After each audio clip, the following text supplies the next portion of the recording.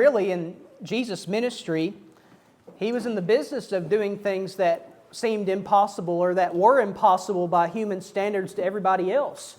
We know that as He wandered around and preached the gospel, as He went from place to place, He performed miraculous works that people, they stood in awe of what He did. They witnessed Him raise the dead. They witnessed Him heal the sick and make the lame to walk and the dumb to speak and the deaf to hear. They watched Him cast out evil spirits. And as they watched Jesus do these things with their very eyes, the honest heart could do nothing but say, this man is exercising or using the power of God. He has the power of God to heal, the power of God to change things, the power of God to do amazing things. And that was the point. Jesus was preaching the gospel of the kingdom. He was saying the kingdom of God is at hand. He was saying that people need to get ready for that. He was teaching that He was the Messiah. He was teaching that that they need to be prepared to obey the gospel at some point. He was preparing His disciples to take that good news of salvation to all the world. And He was proving everything that He taught by those miraculous things. Well, here in Mark chapter 5 is no different.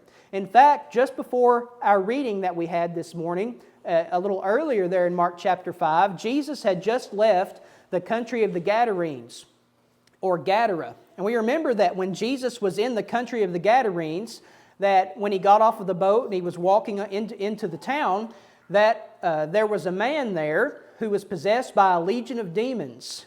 In fact, the people who were in that town in Gadara, they were trying everything they could to relieve this man of his demon possession. He was tormented day and night. They tried to chain him up so that he could have some relief, or so that they could have some relief, because he was terrorizing the town, these demons that were possessing him. So they tried to chain him up, but he broke the chains, and he was dwelling among the tombs. And whenever he saw Jesus, this man that was under the control of this legion of demons, they went over to Jesus and bowed down before Him, and they asked that they would be permitted to go into that herd of swine that was grazing on the hillside.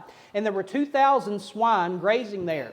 And Jesus allowed them to go into those swine. And as soon as they entered into that herd of swine, it says that those pigs ran violently down the hill and they drowned in the Sea of Galilee.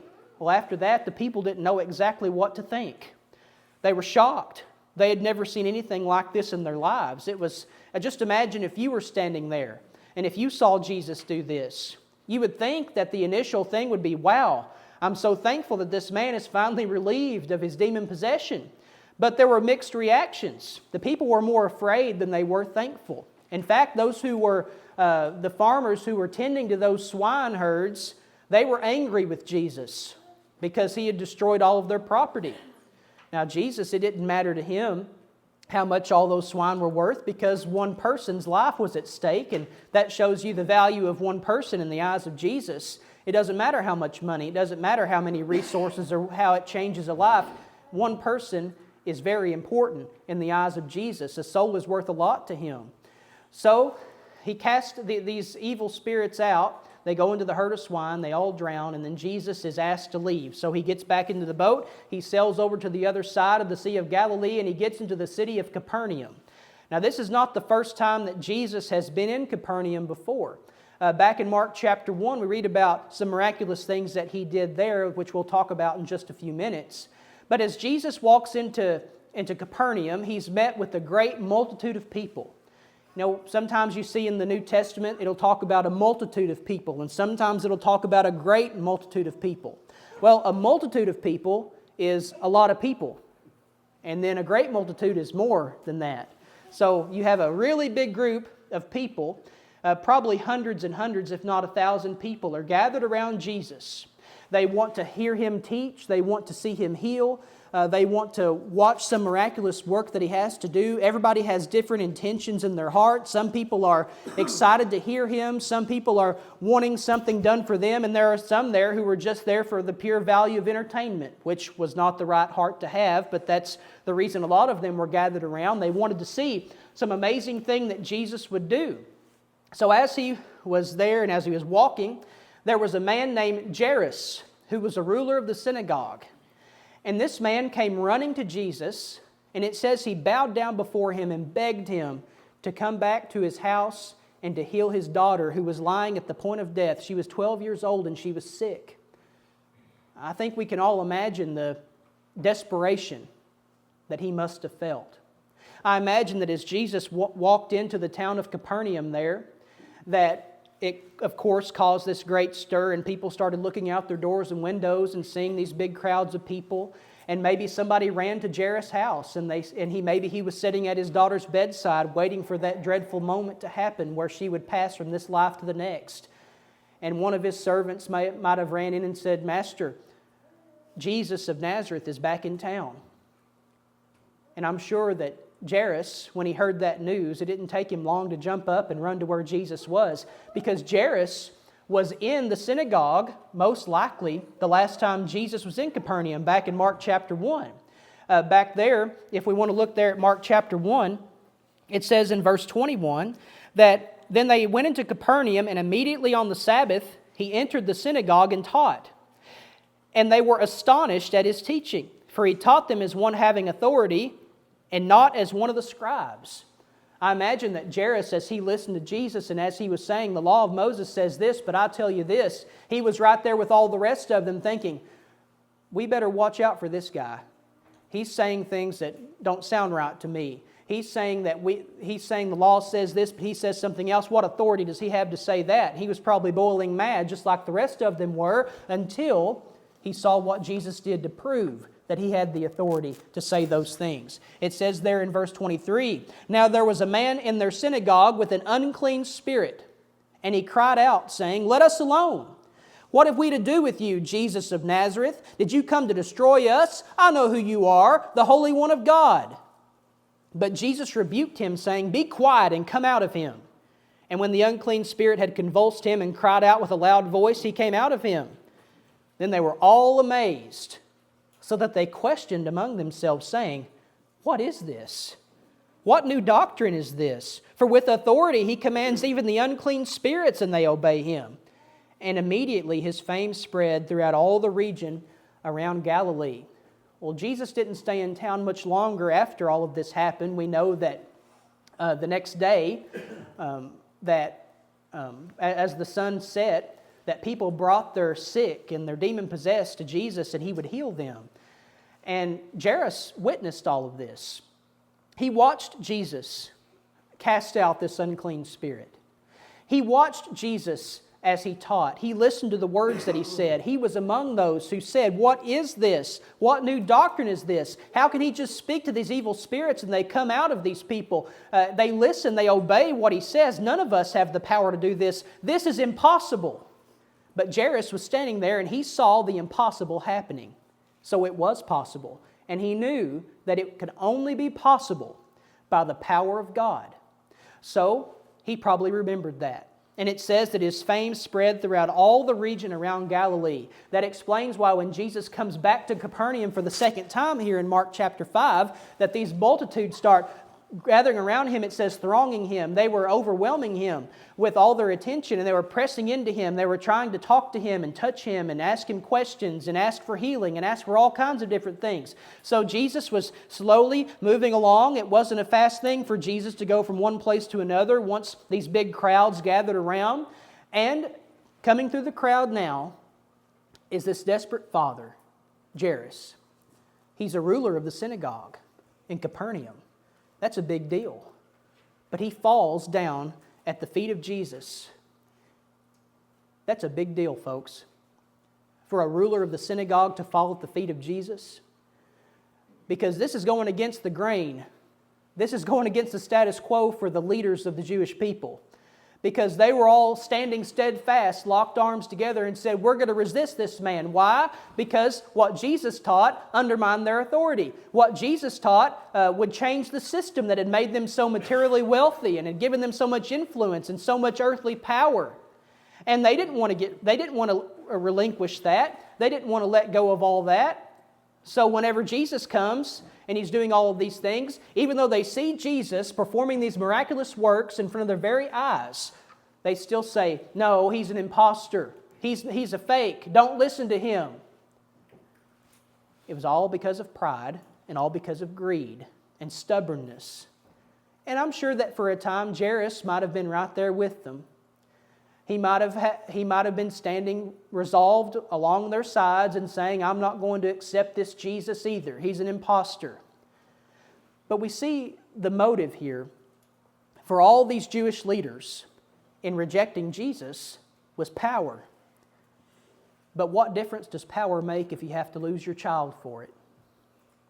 That's what Jairus had to do. That's the decision he had to make. Am I going to stand here and deny what I can see with my own eyes and let my daughter die because of a principle that I'm trying to uphold with all these other leaders? Or am I going to drop my pride? Am I going to just admit to myself that Jesus is who He claims to be and that He does have the power of God so that my daughter can be saved? If we were faced with that same decision, what father wouldn't run to the source of healing for their child who was sick? This past week, Rosie's been sick. And it's hard to watch your child sick. And, it's nothing serious or nothing major. But anytime your child is sick, it feels so helpless because they don't understand. They can't really tell you what's wrong when they're little. And you would do anything to make them better.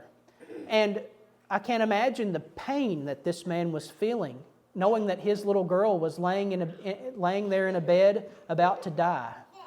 That was a terrible thing for him. And before, I used to just read over that and I didn't think much about it. But now that I have a child of my own and one on the way, it really hits me harder. And I can sympathize with Jairus so much more now than I used to. So he gets the news that Jesus is there. He runs to him, he bows before him, and he begs him to come back and to help his daughter.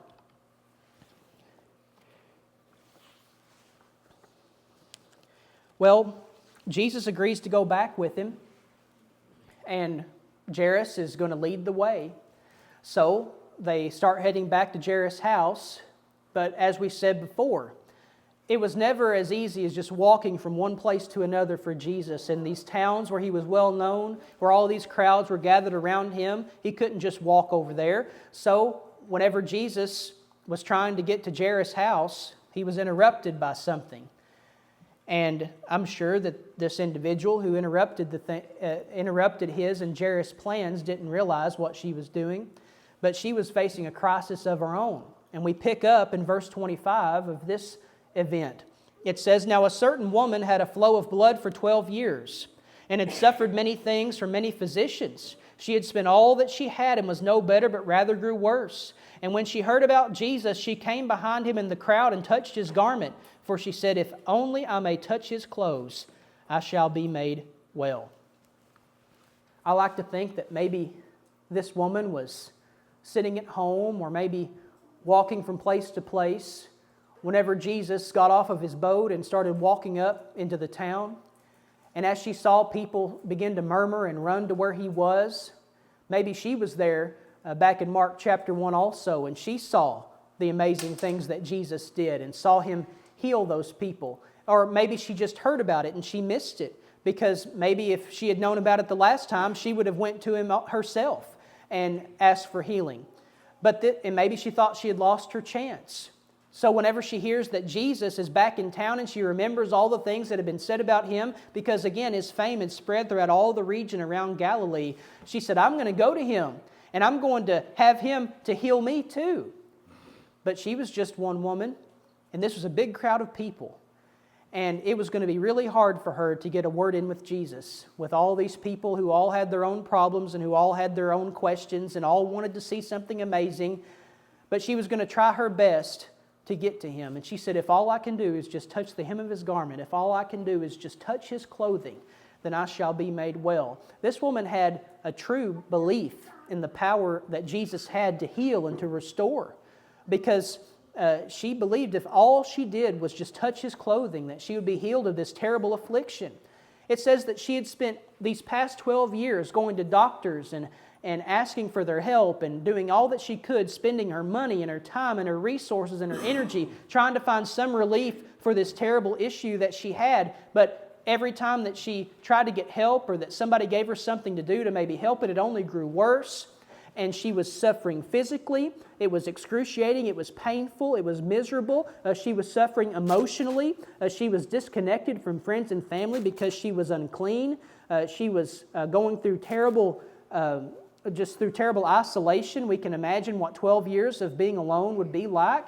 And she was also suffering spiritually because she was unclean and she couldn't go into the synagogue and she couldn't worship with everybody else. So she had these this three-pronged suffering that was happening in her life for the past 12 years. And she's probably to the point that she's giving up on ever having anything to help her, that she probably believes it's impossible for her to be well and that she's never going to get better. But she decided that if I'm ever going to get better, this is the only chance that I have. And she fought like one who believed that. Because not only did she believe this was her only chance, but she believed that Jesus absolutely could heal her. So she fought through that crowd. She was pushed and shoved and she was stepped on and trampled, and she finally made it just to where she could reach out her hand, her trembling hand, and touch his clothes. And as soon as she touched his clothes, she felt the fountain of her blood was dried up and her affliction was healed. She felt well for the first time in 12 years. Can you imagine what that must have felt like for her? For that pain to go away? For that relief to come over her after all that time? Especially knowing that what she believed in was absolutely true. She believed so strongly in Jesus, and she was right to do that, because as soon as she touched his clothes, she was made well immediately. And I'm sure that, of course, she was excited, she was thrilled, she was relieved, but then that quickly turned into fear and trembling, because then Jesus stopped. And I'm sure that as he stopped and as he looked around, that the crowd fell silent. And he said, "Who touched my clothes?" Well, she knew she was the one who did it. And the disciples, they said, you asked who touched you? Everybody's touching you. There's 1,000 people here gathered around you, and you ask who touched you? Why did Jesus ask that? Obviously, Jesus knew who touched him. He felt the power go out of him. Jesus understood what was going on. But why did he ask? I think he wanted to see and make sure that she understood why it happened, the source of his power. And he wanted to use her as an example. And we're going to see how this ties into the situation with Jairus in a minute. But her response and her story and the fact that she tells the whole truth in front of everybody is essential to what Jesus says to Jairus in just a few moments. But he asked the question, and she was trembling and she was scared. And verse 32 says, "And he looked around to see who had done this thing, but the woman, fearing and trembling, knowing what had happened to her, came and fell down before him and told him the whole truth." She probably told him exactly what she had thought, what she believed, and what she did, and what she endured to get to his garment and to touch it. And he said to her, "Daughter, your faith has made you well. Go in peace and be healed of your affliction." When Jesus asked her to make herself known to him in the crowd, she was afraid. And I think part of that fear was the fact that she was unclean whenever she touched him. And if you're unclean, you're not allowed to touch anybody. And the first person that she's had contact with in 12 years happens to be the greatest of all the Jews in her mind. And she's right to believe that. But she fell before him and told the whole truth. And he said that you've been healed of your affliction because of your faith. Your faith has made you well. Now, as we continue with the story of Jairus in verse 35, this all happens while Jairus is trying to get Jesus back to his house where his daughter is lying sick. So he's probably nervous, he's probably anxious, standing there saying, "All right, let's hurry this up, we got to get back. She's about to die."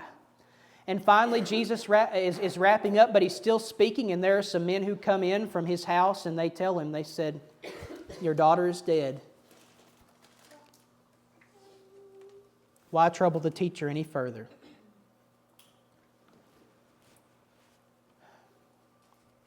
I'm sure that the light just went out of his life in that moment. All hope was gone. He did what he could. But as soon as Jesus heard that word that was spoken, he said to the ruler of the synagogue, he said, "Do not be afraid, only believe." After receiving news like that, I'm sure that he was devastated, obviously. But I'm sure he thought, when Jesus said, "Do not be afraid, only believe," how can I do that? But I'll do my best. But you know, there's a reason that Jesus said that, and it connects back to what just happened.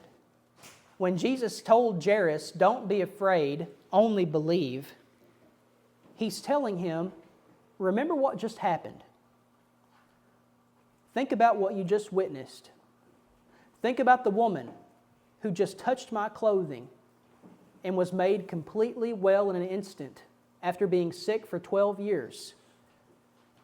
If the touch of my garment can heal her of her affliction, if her faith in my power can heal her, then I can do the same thing for you. And I can bring your daughter back. So don't be afraid. Only believe. We continue there in verse 37. And he permitted no one to follow him except Peter, James, and John, the brother of James. Then he came to the house of the ruler of the synagogue and saw a tumult and those who wept and wailed loudly. When he came in, he said to them, "Why make this commotion and weep? The child is not dead, but sleeping." And they ridiculed him. The King James Version says that they laughed him to scorn. They made fun of him. Said, "She's obviously dead. What do you mean she's just sleeping?" And they made fun of him and laughed at him. But when he had put them all outside, he took the father and the mother of the child and those who were with him and entered where the child was lying. And he took the child by the hand and said to her, "Talitha cumi," which is translated, "Little girl, I say to you, arise." And immediately the girl arose and walked, for she was 12 years of age, and they were overcome with great amazement. But he commanded them strictly that no one should know it, and he said that something should be given to her to eat. So they get to the house, and obviously a devastating event has taken place. It's obvious that this girl was actually dead. She had breathed her last. She had died. And because of that, there were people outside weeping and wailing. They were upset, so we think. But Jesus gets up to where they are, and he says, "Why are you weeping? Why are you crying and carrying on like this? She's not dead. She's just sleeping." I think it's amazing how quickly they can go from being upset to making fun of Jesus and laughing him to scorn. And that kind of tells me that these are a group of people who are trying to get attention out of somebody else's tragedy, and they're not really that upset at all if they're able to go from one emotion to the other so quickly. And we all know people like that who try to get attention out of tragedies that don't even involve them. And that's what we're seeing right here. People have always been the same. So Jesus, makes them all go out of the house. He goes in with Peter and James and John and the parents. He goes into the room and he sees her lying there. And this is the first time that Jairus has walked into the room and seen his daughter there lifeless. And even in that moment, what Jesus told him to do was still there. Don't be afraid. Only believe. And maybe he just had to keep saying that to himself. Don't be afraid. Only believe. Don't be afraid. Only believe. And then Jesus grabbed that little girl by the hand and said, "Talitha cumi," which means, "Little girl, I say to you, arise."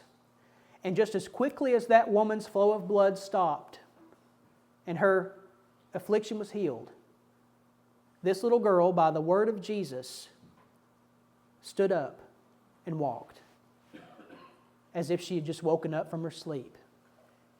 Now, how could Jesus say that she was not dead but sleeping? Was she not dead? I believe she was dead. But he knew that she was going to rise from that deep sleep of death just as if she was taking a nap. So she rose from her bed and she began walking. And something amazing about this, and a little detail about Jesus that I love so much, is right there in that last verse. He says, but he said something should be given to her to eat. You know, Jesus, he was always going about his ministry with a genuine love for people. Yes, he had a great commission from God to go, and he had a great commission to teach. He was told by God he had this great purpose to go and to perform miraculous works and teach about salvation, teach about the kingdom. But while he did that, everything he did, every miracle he performed was motivated by a genuine love and care for every person that he helped. And I love that detail about him. Because we might think, well, I'm just one person. I'm just a little speck on the earth. I know that when I pray to God as a faithful Christian that he hears my prayers and he answers them. But it's hard to imagine that one so great could have a genuine love and care and affection and concern for one so small and one out of so many billions. But he does. God cares about you. And whenever you as a faithful Christian make your petitions made known to God and you pray for him, and you pray to him and you ask him for help, God hears you. And if you pray believing, you'll receive it. You might say, well, I've prayed before about things. I've prayed about sick relatives. I've prayed about sick children. I've prayed about these situations. I've prayed about my marriage and all these things. None of it worked out whenever I prayed. Well, there's several things we could talk about with that. It's possible that whenever you prayed, that maybe God didn't hear your prayer. If at the time you prayed, you weren't one of his. If you weren't a child of his. But as a child of his, whenever you pray, sometimes the answer might not be what you want it to be. God may answer your prayer by saying, I hear you, but what I'm going to do is better. My plan is going to work out better for you in the end. And it is really hard to see that sometimes. It's hard to think, how could it be God's plan? How could it work out better for me? How could this be the right way if it means that somebody has to die, or that somebody doesn't get better from their sickness, or that some situation doesn't get better, or this problem or this relationship doesn't heal? How can that be the answer to the prayer? How can that be the way that God makes things work out for me, for my benefit? His ways are higher than our ways, and his thoughts are higher than our thoughts. And we have to accept that. And we have to thank him regardless of what happens in our life, because we can look around us. And it's easy for us to say, oh, I've got it bad, I've got it rough, everything's going bad, I'm always doing this, or something's always going wrong with me. But there's always somebody that's worse off than you are. Always. And we make excuses all the time for not doing what we should, for not being the Christian that we should be. But there's always somebody else who has it worse than us in the church, who still does everything they can to serve the Lord. So what can we learn from both of these situations besides that? Well, in these two situations, we also see living faith.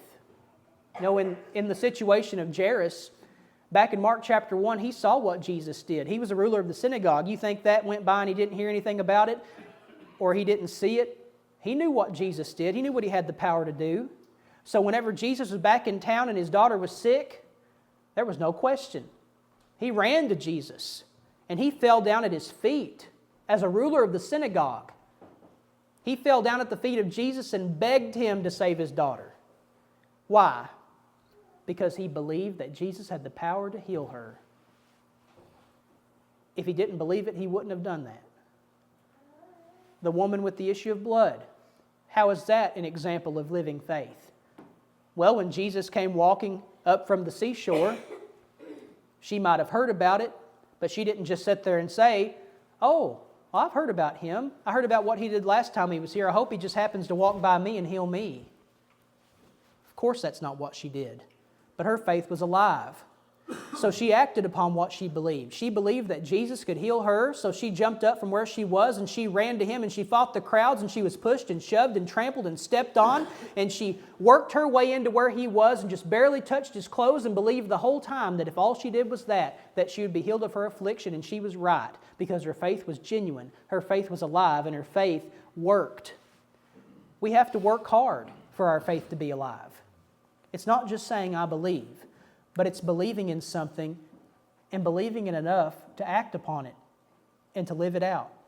And we learn that from these two stories, these two accounts of impossible things being done. Of course, we read through some prayer requests. Marcus prayed for several people this morning who are sick, some who are very close to us. And we might look at their situation and think, they're just not going to get better. It's impossible for this to get better and to change. The doctors have already said there's nothing they can do. We need to believe that God has the power to heal. And even if He doesn't, even if it's not in His will to do that, we need to thank God for all of His love and for all of His blessings, because He is good and He works out everything to our benefit for those of us who love Him, especially when we get to the end of our lives. If we remain faithful, then we'll be given that crown of life. And that's what we should all look forward to. I wonder if there's somebody here who doesn't have that hope this morning. Maybe you sit here this morning and you've never obeyed the gospel of Jesus Christ. If that's the case, then judgment is not something to look forward to. Your last day on earth is not something to look forward to. That moment when you take your last breath and you pass from this life to the next realm, that's not something to look forward to. In fact, it's something to dread. It's something that should make you fear and tremble. But God has placed the power in your hands to make a decision. Of course, our sins are forgiven and washed away by the blood of Christ. That's where the power of salvation comes from. But God gives us the ability to make a choice. He said, you can either choose me and serve me faithfully, or you can reject me and face my wrath whenever your life is over. Because regardless of the decision we make, every sin and every transgression will meet the wrath of God. Whether Jesus takes on that wrath for us or we decide to take it on ourselves. That's a decision you have to make. But as a group of believing people, a group of Christians here this morning, if you have never obeyed the gospel, we implore you to make that decision before it's too late. We all know how fragile life can be. We all know how quickly things can change. Don't leave here today without having your sins washed away. If you've never obeyed the gospel, if you've never believed in Jesus, repented of your sins, confessed His name as the Christ, and been baptized in water for the forgiveness of your sins, please do that today. And if you've already done that, but you've wandered back into the world of sin, don't leave here today with that separating you from God. Return to the fold today. And we'd be very happy and thrilled to pray with you and for you. And we'll rejoice with heaven at your return to the fold of God. If there's someone here who is subject to the invitation, please come now as we stand and sing.